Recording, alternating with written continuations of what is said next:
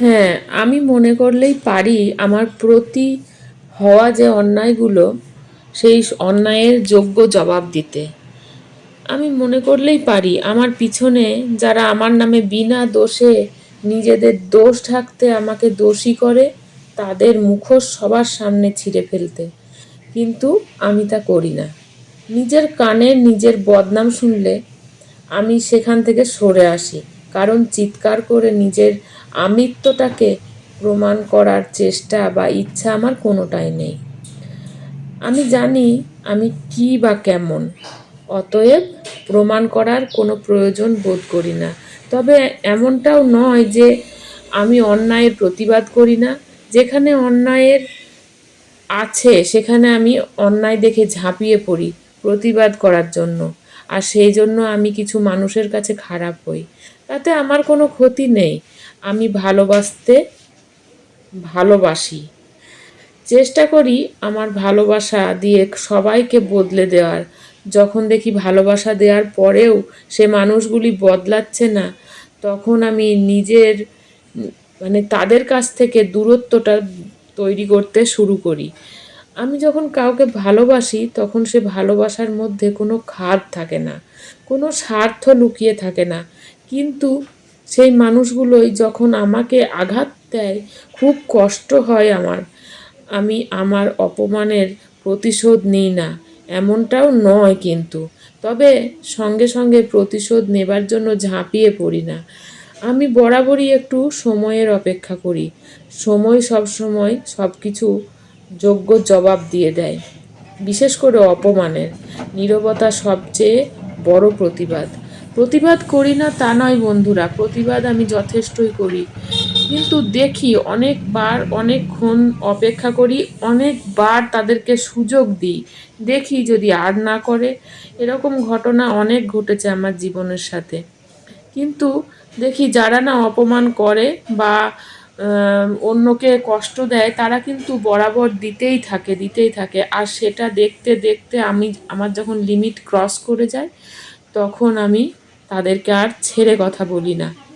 কেননা একদমই যদি ছেড়ে দিই তাহলে তো আমি একজন, কি বলবো, হেরে যাওয়া, পিছিয়ে যাওয়া বোকা মানুষের মতন নিজেকে ভাববো। কেন ভাববো? আমার কি কোনো বুদ্ধি শুদ্ধি নেই? না আমি কি কোনো খারাপ কাজ করেছি? এই আর কি। আমি খুব লোভী। লোভটা আমার কারো সম্পত্তিতে নয় বন্ধুরা, লোভটা আমার অনেক ভালোবাসা আর সম্মানের। কেউ যদি একটু ব্যবহার ভালো করে আমার সাথে, আমি গলে জল হয়ে যাই। আর ভালোবাসা পেলে নিজের জীবনটা দিতেও পিছপা হব না। এরকম ঘটনার সঙ্গে জীবনটা এতটাই জড়িয়ে আছে, মানুষের সাথে এত এতটাই ভালো ব্যবহার করছি, এত ভালোভাবে চলার চেষ্টা করছি, কিন্তু তবুও সেই অপোজিট যারা আছে, তাদের কাছ থেকে এত এত দুর্ব্যবহার পাচ্ছি, যেটা বলে বোঝানো যাবে না। তবে ছেড়ে কথা বলা উচিতও নয়, আমিও ছাড়ি না। দু চারবার দেখি, দেখতে দেখতে তখন তাদেরকে যোগ্য জবাব দিতেও কিন্তু পিছু পা হয় না। তো যাই হোক বন্ধুরা, সকালবেলায় উঠে পড়েছি। উঠেই তো হেল্পিং হ্যান্ড এখন আসছে না আমার চ্যানেলে। সবাইকে স্বাগত। কি করছেন, কেমন আছেন? আশা করি সকলে ভালো আছেন। আর এই যে এখন বেশ কয়েকদিন এই কাজটা আমাকে করে যেতে হচ্ছে। ও মোটামুটি সেই শিবরাত্রির পরের দিন মানে বৃহস্পতিবার থেকে ও বন্ধ করেছে। বৃহস্পতি, শুক্র, শনি, রবি, এখনও বলেছে 2 দিন আসবে না। ঠিক আছে, সেটাও তো মানুষের একটু মানসিকতা দেখায়। এই ক্ষেত্রে কিছু বলা যায় না, কারণ ওর হাজব্যান্ডের কি হয়েছে বলুন তো, অ্যাক্সিডেন্ট হয়েছে, দিয়ে পা ভেঙে গিয়েছে, সে হাসপাতালে ভর্তি। এই মুহূর্তে তাকে কি জোর দেওয়া যায়? তো এই রকমই, আর আর কিছু না। এই মানসিকতাটুকু অন্তত থাক। একজনের কাছে বলছিলাম যে জানো এই হয়েছে, তো বলছিল, সঙ্গে সঙ্গে বলছে একজন কাজ খোঁজ করছে, তুমি কি কাজ করাবে? তা আমি দেখলাম, আমি বললাম যে না না, এখনো ওর অসময়, এই অসময়ে তো ওকে এইভাবে দূরে সরিয়ে দেওয়া বা কাজ ছাড়িয়ে দেওয়া, এটা তো ঠিক নয়। তো এত ভেবে চিনতে কাজ করি, ভেবে চিনতে এত মানে ভাবি একটা কাজের মানুষ, হ্যাঁ পয়সা দিলে তো পাওয়াই যায়, আর সেও আমার বাড়িতে অনেকগুলো মাস মানে অনেকগুলো বছর কাজ করছে। এখন সে অসুবিধায় পড়েছে, তাই বলে কি তাকে আমি বাদ দিতে পারি বলুন তো? তো সেই মনটাই নেই, কিন্তু আঘাত পাওয়ার কোনো কি বলবো, আঘাত পাওয়ারও কোনো শেষ নেই। কিছু কিছু জায়গা থেকে এমনভাবে আঘাত পাচ্ছি, তবুও মনে হয় যে না, মানুষের সাথে অন্যায় করব না, আর অন্যায় করে কারোর সাথে সম্পর্ক টিকিয়ে রাখবো না। যদি দরকার হয় সম্পর্ক থেকে পিছিয়ে আসব, যদি দরকার হয় তার মানে যোগাযোগ না রাখাই ভালো, এরকম ব্যাপার আর কি। তো যাই হোক, কাজের মধ্যে ডুবে আছি, প্রচণ্ড কাজ। আর আপনাদেরকে আজকে এই কাজটুকুই শেয়ার করছিলাম, আর মনের কিছু কথা, যে কথাগুলো একটু না বললেই নয়, সেই কারণেই বলা। সকাল থেকে উঠে এই সব করেছি, জামা কাপড় ভিজিয়েছি, প্রচুর কাচাকাচি করেছি, এখনও অলরেডি ভেজানো আছে, আমি ভয়েস দিতে বসেছি, ভেজানো আছে ওগুলো। মানে আর এক দফা কাচবো, কেচে স্নান করব।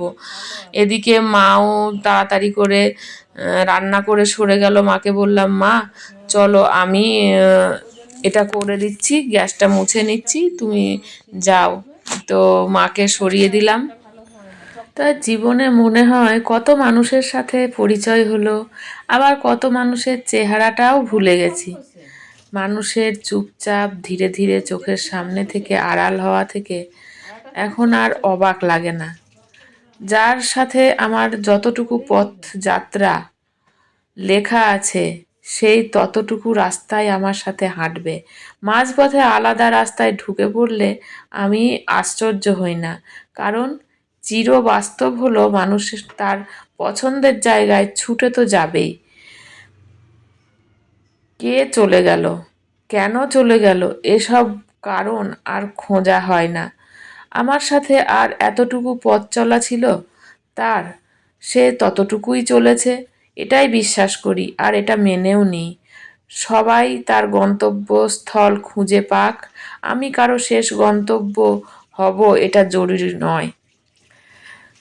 তো নিজের নিজের গন্তব্যে সবাই চলুক, সবাই নিজের মতন করে বাঁচুক, এটাই তো কাম্য, তাই না বন্ধুরা? আজ আসি, অনেক গল্প হয়ে গেল, অনেক কথা হয়ে গেল। সবাই ভালো থাকবেন, সুস্থ থাকবেন, আর সাবধানে থাকবেন। দেখা হবে নতুন কোনো ভিডিওতে, নতুন কিছু নিয়ে আপনাদের সামনে হাজির হয়ে যাব।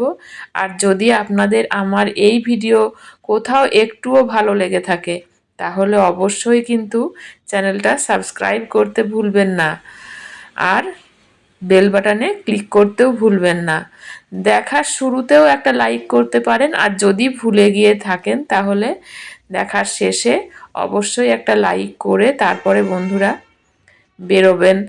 আর কেমন লাগলো আমার কথাগুলো কমেন্টসে অবশ্যই জানাবেন।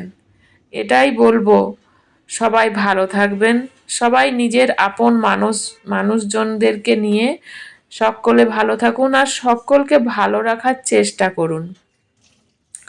আমরা তো কোনো কারিগর নই, ঈশ্বরই সব কিছু সৃষ্টিকর্তা। ঈশ্বর যদি চান যে আমি ভালো থাকবো, আমার পরিবারের সকলে ভালো থাকবে, তাহলে অবশ্যই আমরা ভালো থাকতে পারি।